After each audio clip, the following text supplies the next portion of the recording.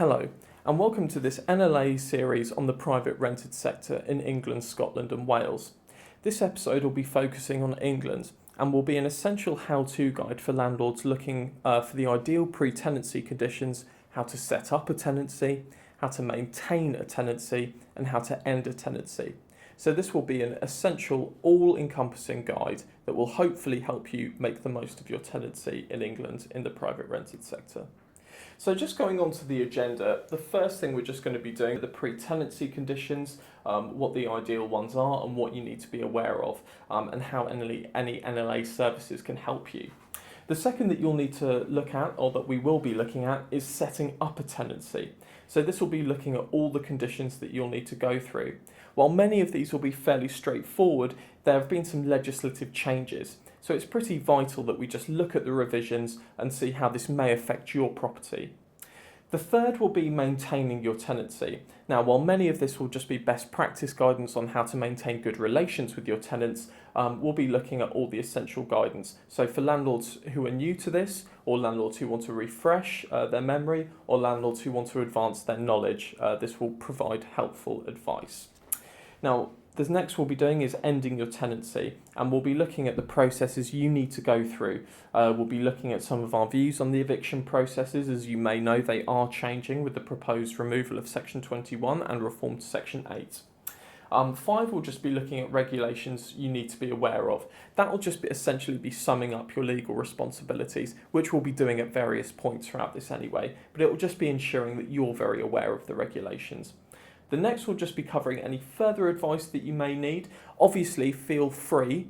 You can email me at jake.mckey@landlords.org.uk or email policy@landlords.org.uk if you want to build on any of the advice that's been covered in this presentation.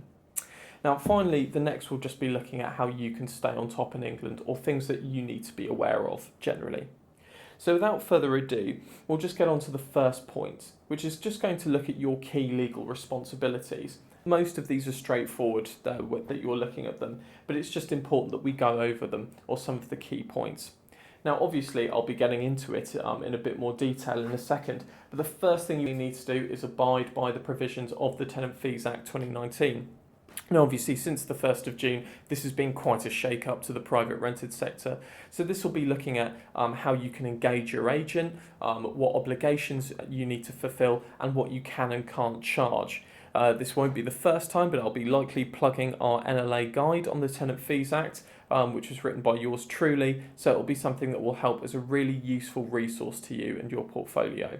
So you can download that from the form section of our website. That's going to be capping deposits, and it's going to be capping how much you can charge at certain points the tenancy, as well as certain things. So moving on from the Tenant Fees Act, we'll have a look at the next thing you need to do, protecting your tenancy deposits in a government approved scheme. So the first one is My Deposits, the second one is the TDS and the DPS. Make sure you're aware of one of those three and ensure that you are protected and that the deposit is protected. Otherwise, the tenant can charge for up to 3 times of the deposit if they complain and go through to court. So this can be a very costly error. Obviously, it's one of the ones that landlords are the most aware of, but just be careful that this is done. The next that you'll need to do is provide a copy of the How to Rent guide. Now, out of the how-to guides, this is the only compulsory guide that you need to provide, but you also, just as a point, because some landlords do forget it, is always provide the most up-to-date copy of the How to Rent guide, which can be found on the government website.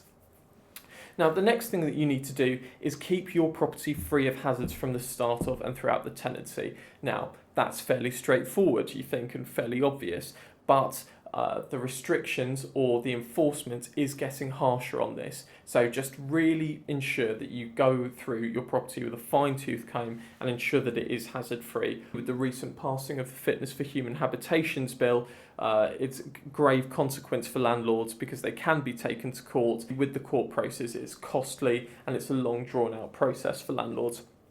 So this can really come back to bite them if there is a fault in the property and the tenant does decide to sue. Now, the next thing you can do, and you obviously should be doing, is carrying out gas safety checks. And with the Monty Schultz case, you need to give a copy of the certificate to the tenant before the start of the tenancy at the earliest possible convenience. Now, the consequences for this can be dire for landlords, especially if you have a very difficult tenant, because any Section 21 notice will be seen as invalid if it is not served before the start of the tenancy. Now, that applies in England only. You can't rectify that at a later date, and your AST would effectively be treated as an assured tenancy. This is why we recommend, in terms of this with best practices, keep a detailed record of dates, times, and correspondence with the tenants. And obviously we're going to continue to press the government for any clarification on this so it can provide guidance to help landlords, but with the announcement to change Section 21, this could all change. So this may not apply in the future, but for now, whilst it does apply, just do take note and be vigilant of that guidance there. The next thing you'll need to do, fairly straightforward, ensure electrical installations and appliances are safe. But obviously this is going to become compulsory now with the announcement of 5-year electrical safety checks. So it's best you become familiar, as obviously landlords will be having the responsibility to vet whether the provider is appropriate to carry out the tasks. So essentially the burden will be falling on the landlord. So it's good that you get as familiar as possible with electrical safety regulation now.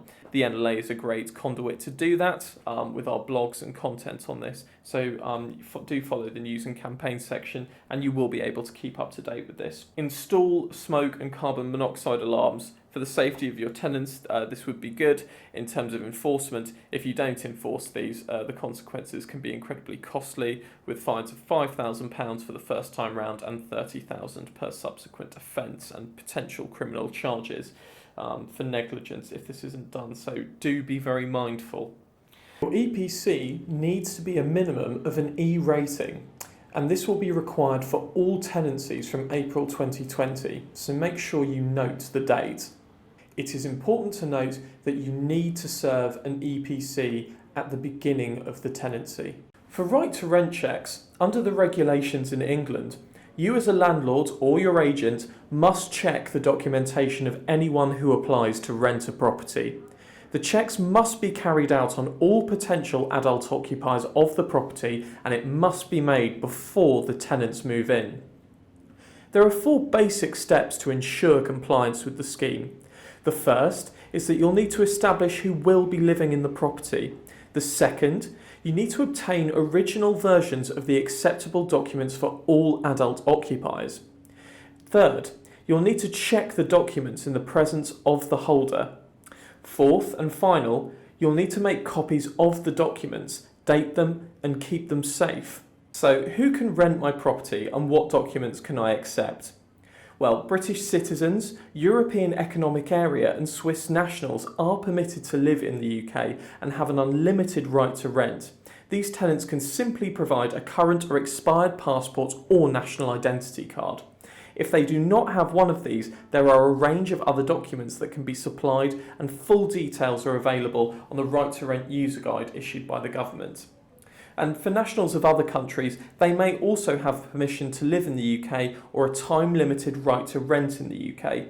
Acceptable documents include a valid passport that has been endorsed, biometric immigration documents or immigration status documents indicating that the named person may stay in the UK for a limited period. So for landlords, they need to check that the documents appear genuine and show no signs of being tampered with, and that they belong to the holder. So you should take care to ensure that photographs, dates of birth, etc. are consistent across the document and with the person's appearance. If the document shows an expiry date of leave to remain in the UK, you should check that this date hasn't passed. So how long will you need to keep the copies of those documents for? Well, the legislation states that you must keep the documents for the duration of the tenancy and for a minimum period of 12 months after the tenancy is ended. All of these documents must be kept in a safe and secure manner and destroyed within 6 years. If they can't produce the required documents and they have an ongoing application or appeal with the Home Office, then it is possible to request a right to rent check. The Home Office will then issue a simple yes or no response within 2 working days. Now, can your letting agent carry out these checks for you? Yes, letting agents can agree to take on the responsibility of carrying out these checks and ensuring compliance with the legislation.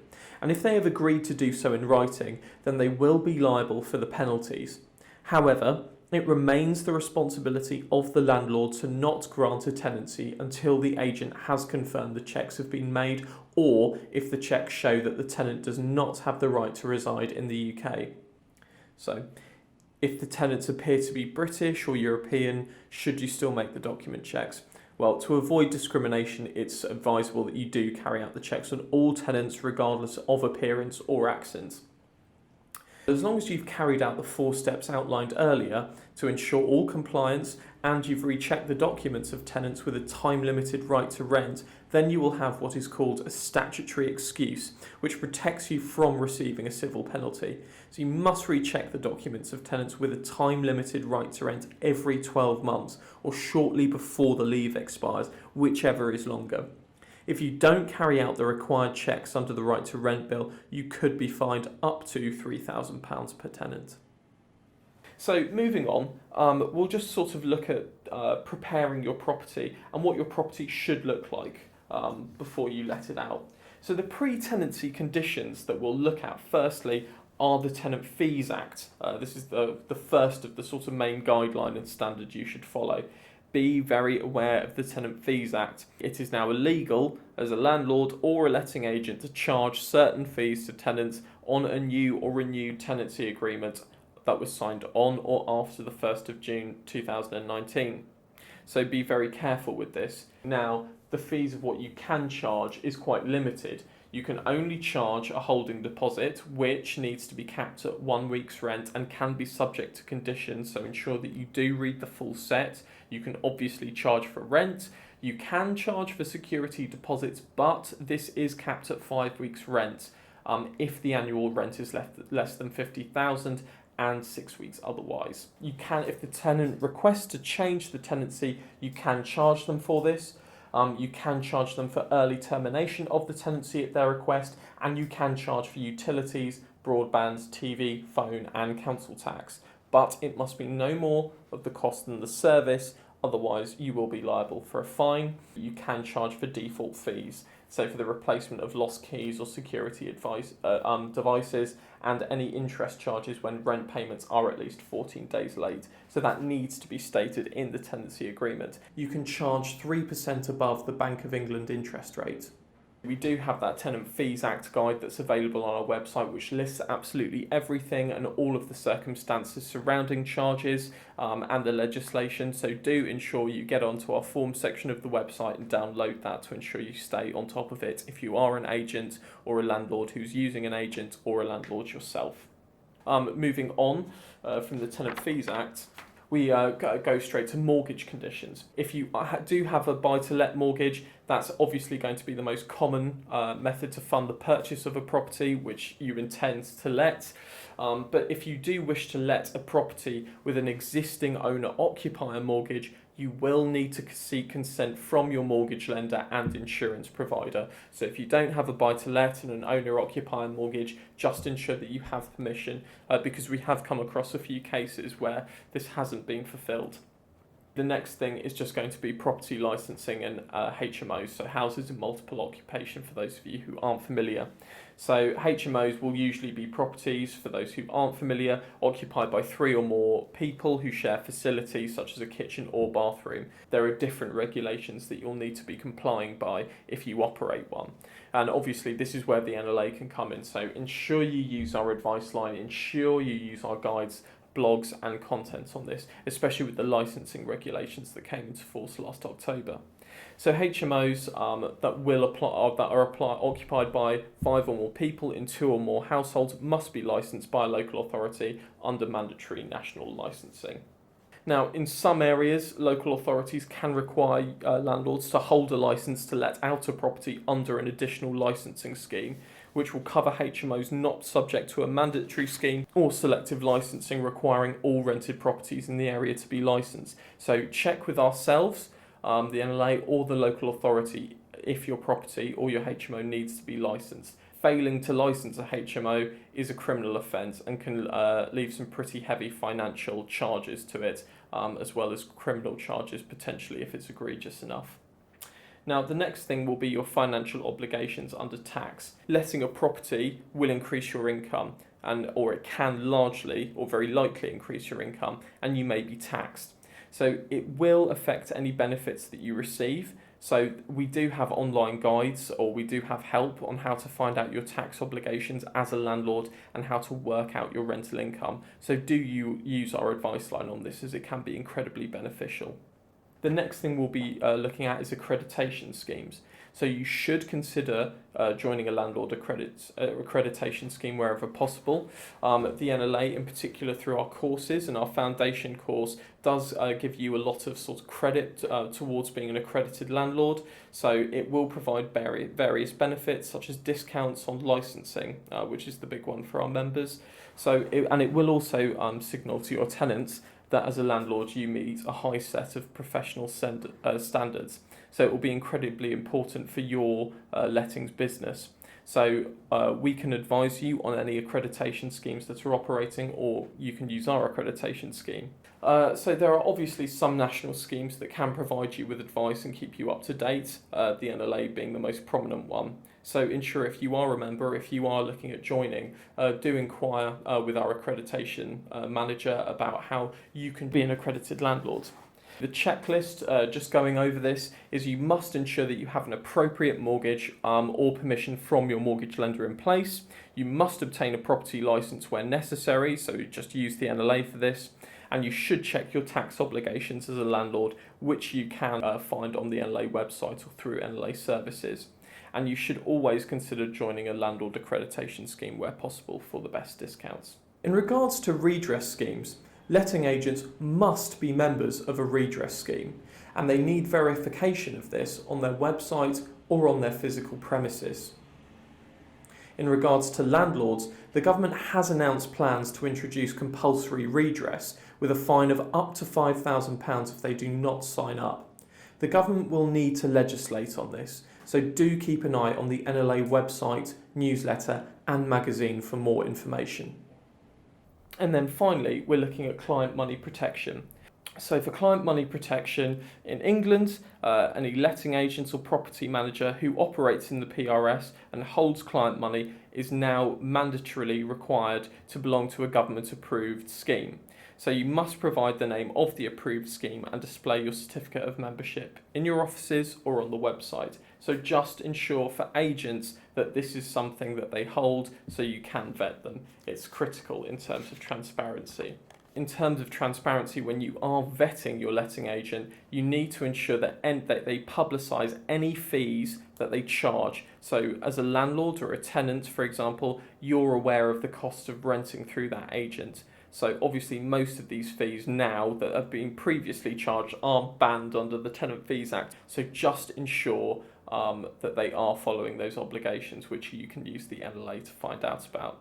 So just as a quick checklist, just to ensure the ideal pre-tenancy conditions, you should check if you're using an agent that they are a member of a professional body. You should check if they're a member of a redress scheme and a CMP scheme. You should check whether the agent has complied with the ban on letting fees in the Tenant Fees Act, and you should have written an agreement outlining the services your agent will provide and when. So now that we've looked at the ideal pre-tenancy conditions, let's look at how to prepare your property. So the first thing that you'll need to be looking at are your utilities, so notably your gas and energy appliances. So you must provide a gas safety certificate at the start of the tenancy or before the start of the tenancy in relation to Monty Schultz within 28 days of each annual gas safety check if there is a gas installation. If you do not, you will not be able to evict a tenant using a Section 21 notice, as it will be invalid. For electrical installations and any fixed appliances, they must be safe. So it's recommended that checks are carried out at least every 5 years. This is obviously seen to be mandatory, and this will soon become the law for the electrical installation checks. And for HMOs, it's already mandatory to carry out the checks every 5 years anyway. The next point, which we always advise in terms of NLA best practice, that you regularly carry out portable appliance testing or PAT tests. on any electrical appliances you provide and supply the tenants with a record of any electrical inspections carried out. As a general rule of thumb, if it has a plug, it can be PAT tested. So you should also ensure that anyone carrying out electrical work on the property is competent to do so. Note that we were talking about earlier about the competence of inspectors. So you can look at the National Register for Electricians, for example, which can help you source someone who is deemed competent to carry out this work. The next thing will be smoke and carbon monoxide alarms. So working smoke alarms must be installed on every storey of living accommodation. Once again, fairly obvious, but important to know. So if your property has any rooms that contain a solid fuel appliance, it could be a wood-burning stove or a working open fire, you also must install carbon monoxide alarms in those rooms, which is pretty important. And then you must carry out a check on the first day of a new tenancy to ensure that smoke and carbon monoxide alarms are in working order, and notify your tenants of this. And failure to comply, like many other charges in the private rented sector, can lead to a civil penalty of up to £5,000. So enforcement officers in your local authority, for example, can advise those managing HMOs of the fire safety requirements as they may differ. So it would be good to have a contact with your EHO about this, just to ensure that regulations in this local authority don't differ from your expectations of what they are. So once again, just communication with the local authority can really help you as a landlord and ensure that your HMO runs smoothly. The next big obligation in terms of preparing your property is energy efficiency. Now, with the guidelines having changed recently, so for example, that all properties must be a C by 2030, you're going to need some changes here. There have been some changes and you will need to abide by them. So the first thing that you need to do is you must provide tenants with an energy performance certificate, except for some HMOs or bedsits where you will let out individual rooms. They are the only exemptions at the earliest opportunity. So for obviously after April 2018, privately rented properties will have to or need to have an EPC rating of E for any new lets or renewals of tenancies, and by April 2020 for any existing tenancies. So they need to be an EPC rating of E as a minimum. So where a property qualifies for an exemption, for example, that has to be registered on the National PRS Exemptions Register. This is a problem we often come across from some members or callers, so just ensure that you get onto that PRS Exemptions Register as soon as possible. If upgrades are necessary for a property to meet the minimum rating, a landlord must contribute their own funding where third-party funding is not available, up to a cost cap of £3,500. So ensure that you have a look at the sources of third-party funding before you contribute your own expense. Like with other breaches, local authorities do impose penalties of up to £5,000 for any breaches. And obviously tenants can also ask permission to carry out energy performance improvements, and you cannot unreasonably refuse this consent. So just be aware of what the tenant can do and ensure that your property is always up to minimum standards. And if the tenant is responsible for paying the energy bills, they can choose to have a smart meter installed. So ensure that you're aware of that obligation. A smart meter could be helpful for you as a landlord as well when looking at energy use. And then finally, if you want any sort of full guidance on energy performance, we have released a comprehensive guide on energy performance, which you can download on NLA forms, similar to the Tenant Fees Act form. So ensure that you get onto that and download that for sort of the full information and all of the circumstances around energy performance and efficiency. So the next obligation for preparing your property is furniture. You must ensure that any furniture that you supply for the property has the required labels and fireproofing. Once again, fairly straightforward, but for fire safety regulations, this is incredibly important. Now, the next point is just going to look at water safety. For the property, you must ensure the water supply is in working order and carry out a risk assessment to assess any risk to exposure from Legionella. If you do go on our Landlord Foundation course, you can find that all of these obligations are outlined and you can get more detail on how to properly carry out these inspections. So just as a checklist to go over preparing your property, Firstly, you must install working smoke alarms and possibly carbon monoxide alarms on the first day of the tenancy and ensure that they work and notify the tenant of that. You must have a valid annual gas safety certificate. For energy efficiency, you must have an EPC E rating for your property. This will increase to a C by 2030, and the tenants can request changes. So it's good that you stay on top of this and ensure that you are cooperative with your tenants. And then finally, you must ensure that any furniture supplied has the required labels and fireproofing. And also look out for a risk assessment and carry out one wherever possible to assess the risk to exposure from Legionella and ensure the safety of your tenants. So now that we've looked at the pre-tenancy conditions and the checks that you need to carry out, we'll now look at how to set up the tenancy. This now gets onto things like the tenancy agreement. It's always best practice to provide your tenant with a National Landlords Association assured short hold tenancy form, which you can find in the forms section of our website. So the terms of your agreement must be fair, and if your agreement conflicts with the duties imposed on landlords by legislation, then the legislation will always override your tenancy agreement as a rule of thumb. So be very careful when looking at the terms, because legislation will win out every time. So the NLA has published a model tenancy agreement which you can download on our forms section.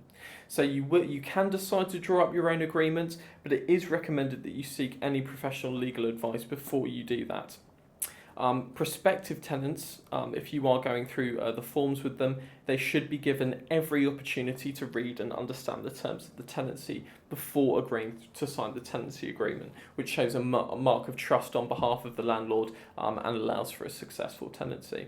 There are certain questions, so how long is the tenancy initially for? A tenancy, for example, can be periodic, it can be month to month, or it can be a fixed term. So there is no maximum fixed term for a tenancy, although one that would be granted for longer than 3 years would be executed as a deed, so just take note of that.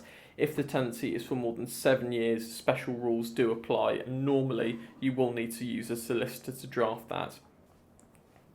So moving on from providing your tenant with a written tenancy agreement, the next thing you'll need to do is looking at referencing. You should always look to obtain references from your tenant's former landlords or agents to ensure that they are reliable. You should also use NLA credit check to confirm their financial responsibility. So we will provide this service as a specialist referencing company, and you must not charge tenants after the tenant fees bill for any referencing checks. You may also want to carry these out yourself, but I would recommend using the NLA for the best results. It would also be best to prepare and agree an inventory. So we do recommend that you clear the property of any sentimental possessions, then make sure that you have the property cleaned to a professional standard and agree to sign a full inventory with the tenants, including photos that can be time and date stamped. For communication, it is critical that you provide your contact details. So make sure that your tenant has the correct contact details for you or your agent, and include a telephone number they can use in case of emergency. So now that we've looked at referencing checks, inventories and contact details, the next thing that you might want to consider is a rent guarantor. So for some tenants, you would need, or it would be best practice, to ask someone to guarantee their rental payments. If you do this, bear in mind that for sharers, you may need to make it clear which tenant they are providing the guarantee for. So now that we've looked at requesting a rent guarantor, you can look at tenants in receipt of benefits. So for tenants who are entitled to housing benefit or universal credit, you may get help to pay all or part of their rent. So this can be a really useful tool for landlords with more vulnerable tenants. And you can also check the LHA rates using the online calculator. So for more information, or to get to sort of full depth on this, you can see our upcoming guide on universal credit for landlords, which will be dropping soon, or you can consider applying for a direct payment of rent, so the alternative payment arrangement. And this is going to be vital for landlords in particular who are having issues with late payments on universal credit. So this can really help set up and maintain tenancies for universal credit tenants. The next thing will be your legal requirements when you're setting up a tenancy. So the first big legal requirement is carrying out a right to rent check. So obviously as a landlord, you will need to check whether a tenant is aged 18 or over and can legally rent in England. And you may need to cross-check the tenant's documents with the Home Office, so ensure that that's done. And for more guidance on right to rent, you can check our guidance on the NLA website. The next thing you'll need to do, as has been mentioned before, ensure that tenancy deposits are protected. So you can obviously ask the tenant for a deposit before moving into the property to cover damage or unpaid bills, but it's important to remember that the deposit is the tenant's money. Since 2007, so it would pretty much be all new tenancy that must be protected in one of the aforementioned schemes. And take note of the Tenant Fees Act, as has been mentioned before. Any failure to do any of those obligations, which I've mentioned above, means that the tenant can take you to court and you will be liable to pay them between 1 or 3 times the amount of the deposit. So you won't be able to evict them using a Section 21 notice unless that deposit has been refunded. So just make sure you take note of that. The next thing that you'll need to do, as mentioned before, provide a copy of the How to Rent Guide, Energy Performance Certificate, and a copy of the Gas Safety Certificate as a key checklist. Going over what we've talked about in setting up a tenancy is you should provide your tenant with a written tenancy agreement, you should read the government guidance and consider legal advice on writing a tenancy agreement, you must carry out right to rent checks, you must not take a tenancy deposit in excess of the 5-week cap for that tenancy if it is under £50,000 per annum. If it is over £50 per annum, it is capped at 6 weeks rent. You must provide your tenant with a copy of the How to Rent Guide, the most up-to-date version. You must provide your tenant with an EPC certificate. You must provide your tenant with a copy of the Gas Safety Certificate at the start of the tenancy before the tenant moves in. And obviously, you must follow the Equality Act 2010. And you must not unlawfully discriminate against a tenant on the basis of their disability, sex, gender reassignment, pregnancy, maternity, race, religion, belief or sexual orientation. During the tenancy and in order to maintain it as a landlord, it's important that you do get landlord's insurance, such as NLA property insurance, which covers some things that aren't covered by standard plans, such as the theft by tenants or guests in the property and the loss of rent. So it's really important that landlords who are looking to get the best deal get landlord's insurance, as is outlined in the official government guidance. Also, the next thing after getting insurance is keeping the property in working order. You need to repair the supply of water, gas, electricity and heating and maintain it wherever possible. The next thing is obviously keeping it fit for human habitation at the outset and the duration of the tenancy, as is required by the Fitness for Human Habitation Act. So you can read a full NLA guidance on this.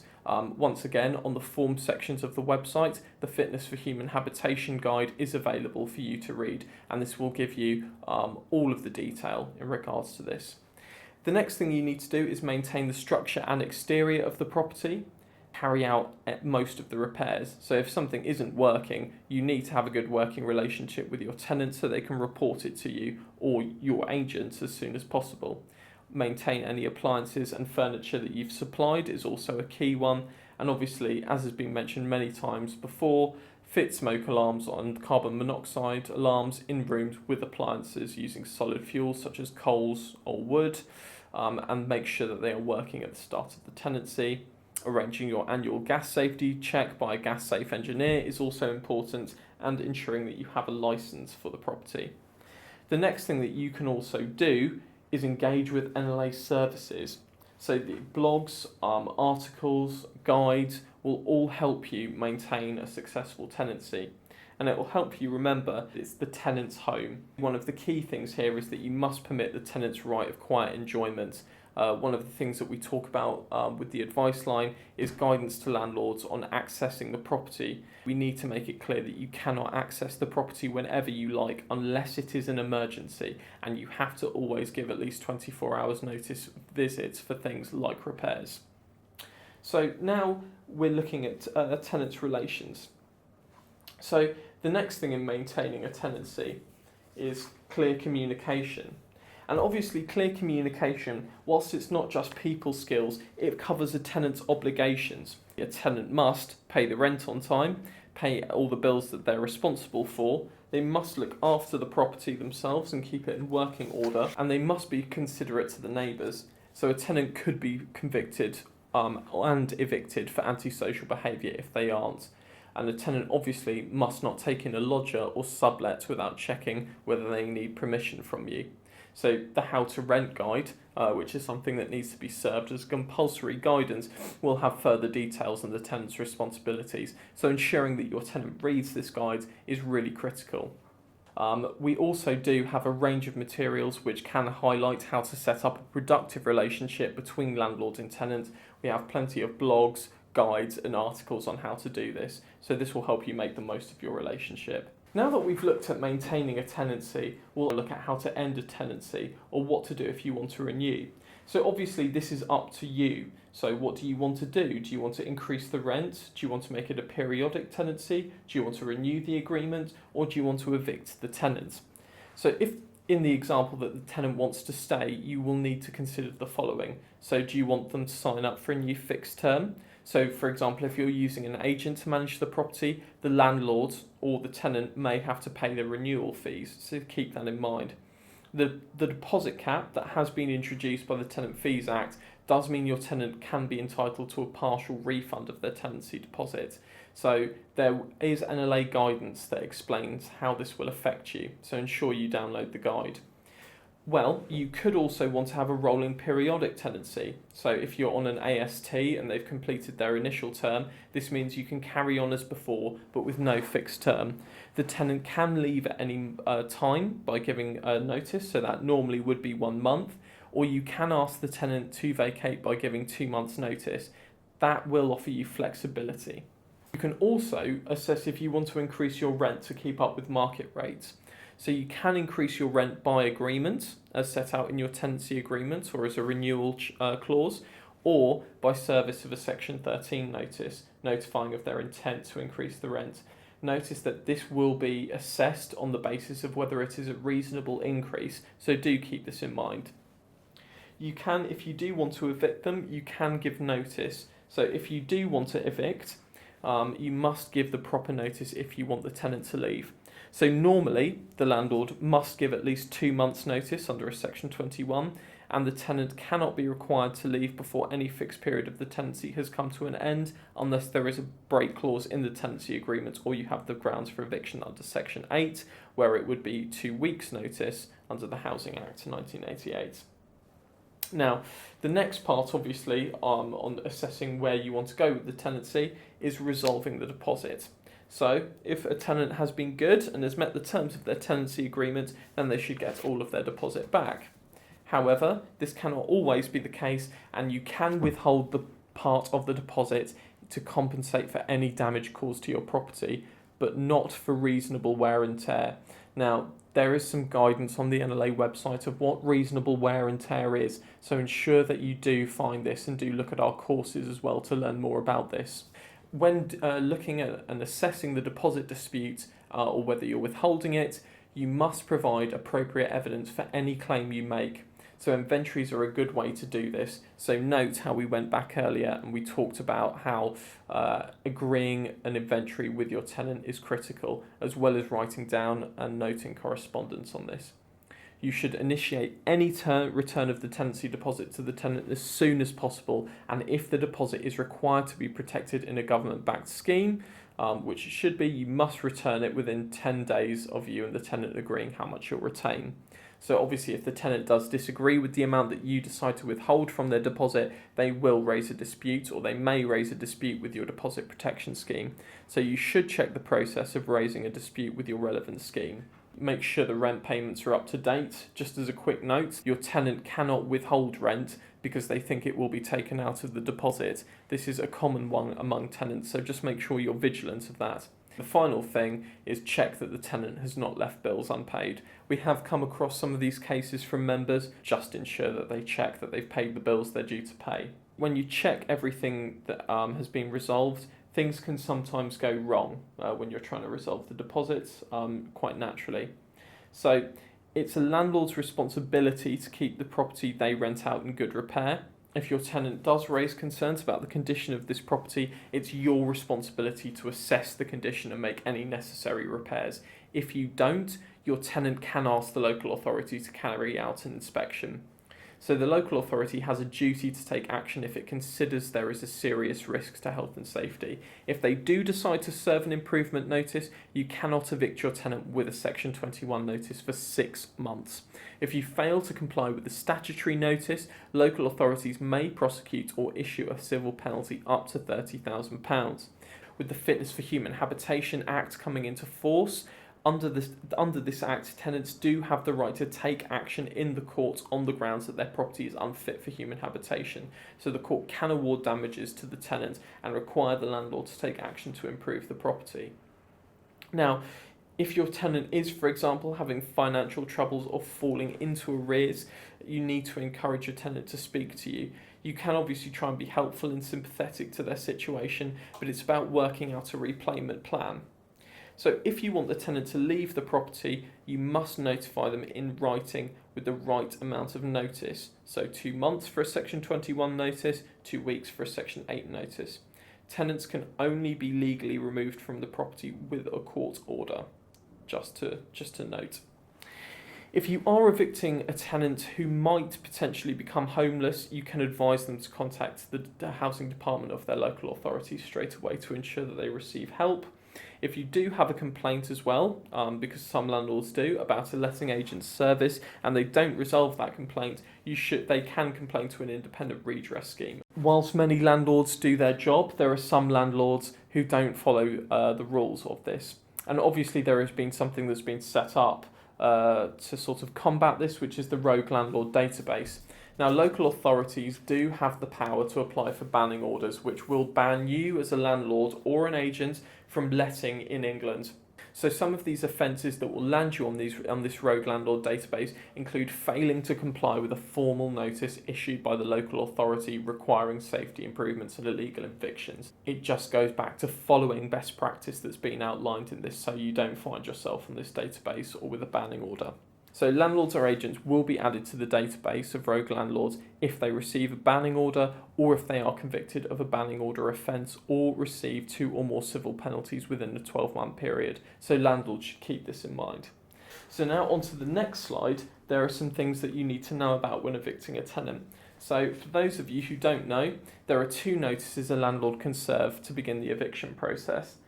So you can either give your tenants a Section 21 notice or a Section 8 notice, or both. We would advise speaking to the NLA advice line to get the best advice on your situation, and they can also clarify which notice you should give, depending on your situation. So landlords usually use the Section 21 procedure to evict tenants, which will give the tenant at least 2 months to vacate the property.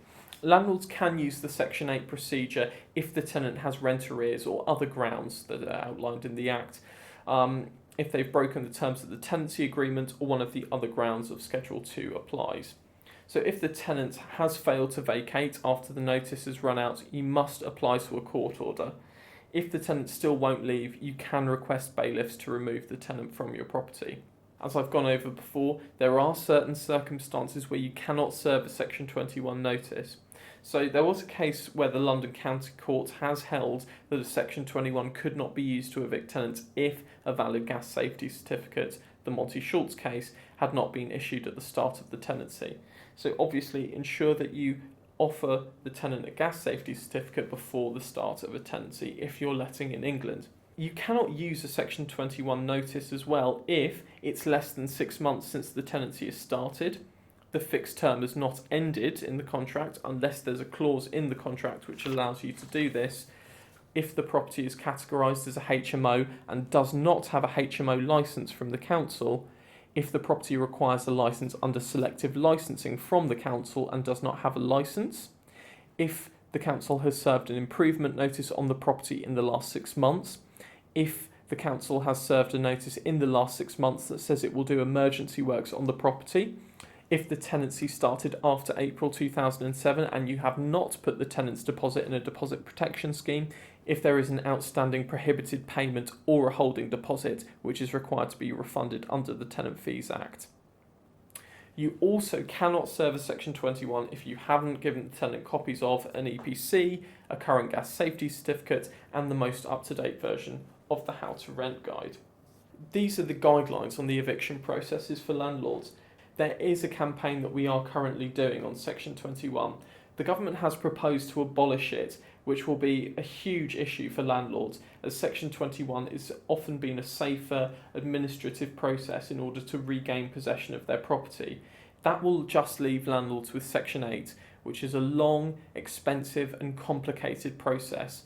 If you do have the time, I highly recommend you get involved in our Save Section 21 campaign, where we'll be looking out for landlords' interests, and in particular, you can contribute by looking at our postcards, by looking at our guidance, and by joining the campaign yourself. We also have a lobbying guide on how to communicate with MPs in your area, so do ensure that you download that in the form section and do look at how you can get involved in the campaign, because landlords could be left paying thousands and thousands of pounds relying on the Section 8 process. So now that we've gone over the eviction procedures and our Save Section 21 campaign, that leaves us with some vital services that the NLA can help you as a landlord or agent with. So if you want to go over any of the topics covered in this guide in more depth, please consult with our NLA advice line for any in-depth guidance. So you can contact them on 020 7840 8939. NLA mortgages and NLA property insurance are also critical that can provide you some great coverage and some great quotes. NLA Tenant Check is also an incredibly effective referencing tool which will allow you to ensure that they're the right tenant for your property. And finally, if you want to go over this in more depth, you can find the NLA Foundation course and our range of courses which will help you become an accredited landlord and qualify you for discounts. This is just a brief overview of the private rented sector in England and the obligations you'll need to comply by. It will be incredibly important for landlords who are looking to refresh their knowledge or who are looking to let out a property and need to know the fundamentals. So this has covered England. The next episode will cover Wales. So thank you very much and I'll see you soon for that.